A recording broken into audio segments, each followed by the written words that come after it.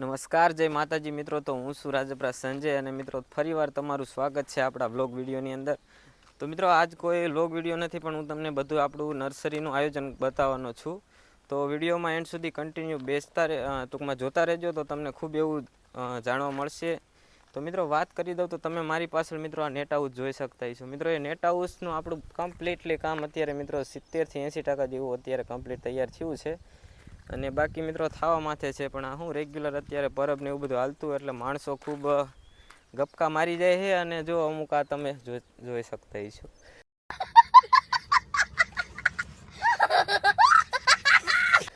તો તમે જોઈ શકતા છો, જો અમુક આ દવા બવા છાંટવામાં આવતા નથી, એટલે જો આ કામ બામ કમ્પ્લીટ થતું નથી. તો ફાઇનલી હું તમને આખું ટૂંકમાં આપણા નેટ હાઉસનું કામ બતાવી દઉં કે કઈ રીતના આપણે કામ થશે. તો સ્ટાર્ટિંગની વાત કરું ને, તો જે આ અત્યારે આપણી બેઠક છે, આ બેઠક નીકળી જશે.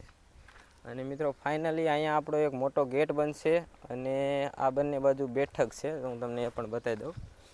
તો બેઠકની અંદર વાત કરી દઉં તો આ બેઠક રહી ખેડૂતોને બેસવા માટેની છે, અને જે આ બેઠક થશે, આ બેઠક સ્ટાફ માટે થશે, જોઈ લો.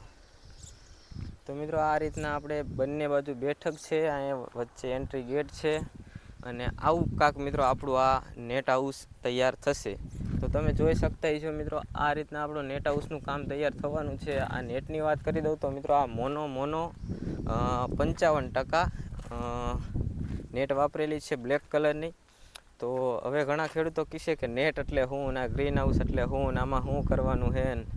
તો મિત્રો એ બધા જ બ્લોગ વિડીયોની અંદર હું તમને કન્ટિન્યુ મિત્રો આજથી આપણે ડેલી બ્લોગ વિડીયો શૂટિંગ કરશું, અને કન્ટિન્યુ હું તમને આમાં જે રીતના આપણે કામકાજ ચાલુ છે એ બધું જ હું તમને મિત્રો A to Z આ નેટ હાઉસની માહિતી આપવાનો છું. તો જલ્દીથી આપણી આ ચેનલને સબસ્ક્રાઈબ કરી નાખો, કારણ કે આવા નવા મિત્રો તમને બ્લોગ વિડીયો આપણી ચેનલની અંદર મળતા રહેશે.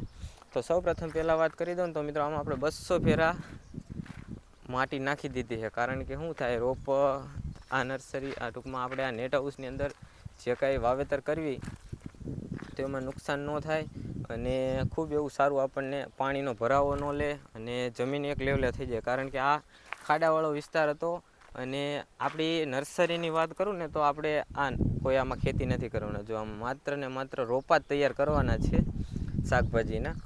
તો હું એ પણ તમને કહી દઈશ કે અમે કઈ રીતના શાકભાજીના રોપા તૈયાર કરવી છીએ. પછી આના સિવાય જો તમે પણ આવી રીતના શરૂઆત કરવા માગતા હોય, તો આ સ્ટેજની અંદર સ્ટાર્ટિંગની અંદર શું કરવું જોઈએ, શું ધ્યાન દેવી જોઈએ, બધું જ તમને મિત્રો વિડીયોના મારફતે તમને બધાને જણાવી દઈશ.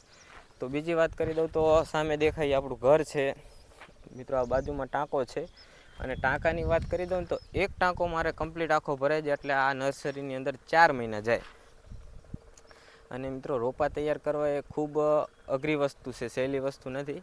તો એ પાણીના સ્ટોક માટે આપણે ટાંકો બનાવ્યો છે. અને અહીંયા મિત્રો આ લાઈનમાં હતી આપણે આ સેકન્ડ જૂનું જે આપણું નેટ હાઉસ હતું, પપ્પાએ જાતે બનાવેલું, ત્યારે મિત્રો જો આ રીતના પોલ ખોડેલા હતા, અને એમાં મિત્રો ડ્રેગન ફ્રૂટ વાવેલા હતા. પણ એ શું થયું, અત્યારે આ બિલકુલ પાઇપની ટૂંકમાં નેટ હાઉસની વચ્ચે આવ્યું છે, એટલે આપણે બીજા બધા રોપા તો ઉખેડી નાખ્યા છે, પણ જેમાં આ ફ્રૂટ ચોટેલા હતા ને એ રહેવા દીધા છે. કીધું આ પાકી જાય પછી તોડી લઈશું.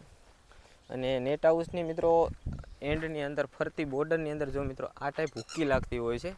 હુક્કી લગાવવાનું કારણ એ હોય છે, તો જો આમથી પવન આવતો હોય તો આ હુક્કી ટેકો આપે, અને આ બાજુથી આવતો હોય તો ઓલી સાઈડની હુક્કી ટેકો આપતી હોય છે. અને વાવાઝોડું હોય અથવા તો પવન હોય તો કાંઈ તકલીફ નથી પડતી. મિત્રો વાત કરી દઉં તો આ સ્ટ્રક્ચર જ્યારે અમારે 50% ઓલી બાજુની સાઈડ તૈયાર હતી, હું તમને બતાવી દઉં ચાલો.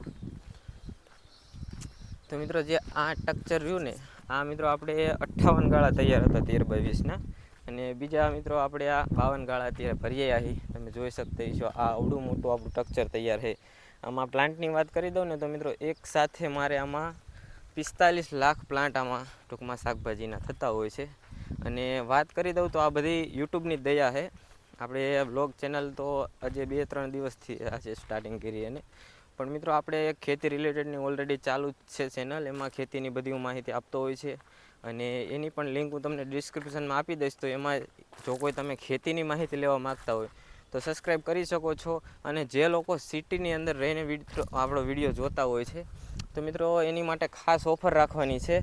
જે લોકોએ આપણી ચેનલને સબસ્ક્રાઈબ કરીએ છીએ એમને મિત્રો આપણે ટૂંકમાં ઘરે જે ખાવા પૂરતા 5-10 રૂપિયાના મિત્રો આપણે કોઈના પૈસા જ નથી લીધા, અને લેતા નથી. કારણ કે અહીંયાથી મિત્રો ચોટીલા અમારે માત્ર 10 કિલોમીટર જ થાય છે. તો ચોટીલા મિત્રો પૂનમના દિવસે ખૂબ લોકો બહારથી દર્શન કરવા આવતા હોય છે, અને પછી આપણી નર્સરી આવતા હોય છે વિડીયોની મારફતે યુટ્યુબની, અને રોપા લેવા આવતા હોય છે ઘર પૂરતા. તો મિત્રો એમના આપણે કોઈ નામ થાય પૈસા લેતા નથી.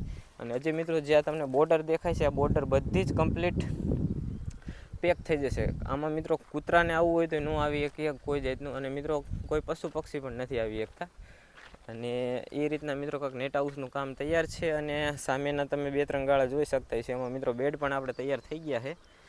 અને હવે મિત્રો આ કામ કન્ટિન્યુ ઉપાડવાનું જ છે, કારણ કે હવે રીંગણીના રોપા આપણે પ્લગ ટ્રેની અંદર નાખવાના છે. એ કઈ રીતના નાખવા એ હું તમને મિત્રો માહિતી દઈ દઈશ. જે મિત્રો સામે ગેટ છે ને, આ ગેટ આપણો, એ મિત્રો ગેટ ખુલીને અહીંયા ફિટ થશે, કારણ કે આપણે પહેલાં શું આ ફરતી બાજુ બોર્ડર રાખેલી હતી અને ત્યાં આપણો ગેટ હતો. પણ હવે આ આખું સ્ટ્રક્ચરનું કામ જ આખું ચેન્જિંગ થઈ ગયું છે. એટલે મિત્રો આપણે બધો જ સુધારો વધારો કરવાનો છે. તો મિત્રો જે ખેડૂત ટૂંકમાં જે મિત્રો આપણી આ ચેનલની અંદર પહેલી વાર આવ્યા હોય તે ચેનલને સબસ્ક્રાઈબ કરી નાખો, કારણ કે તમારો એક સબસ્ક્રાઈબથી અમને ખૂબ એવું મોટિવેશન મળતું હોય છે. અને જો તમે કોઈ આ શાકભાજીના રોપા લેવા માગતા હોય તો એ કોલ કરી શકો છો. અને મિત્રો ડેલી આપણે બ્લોગ અપલોડ કરતા રહીશું, તો જલ્દીથી આપણી બ્લોગ ચેનલને સબસ્ક્રાઈબ કરી નાખો. તો આજના વિડીયોમાં એટલું જ. જય હિન્દ, જય ભારત.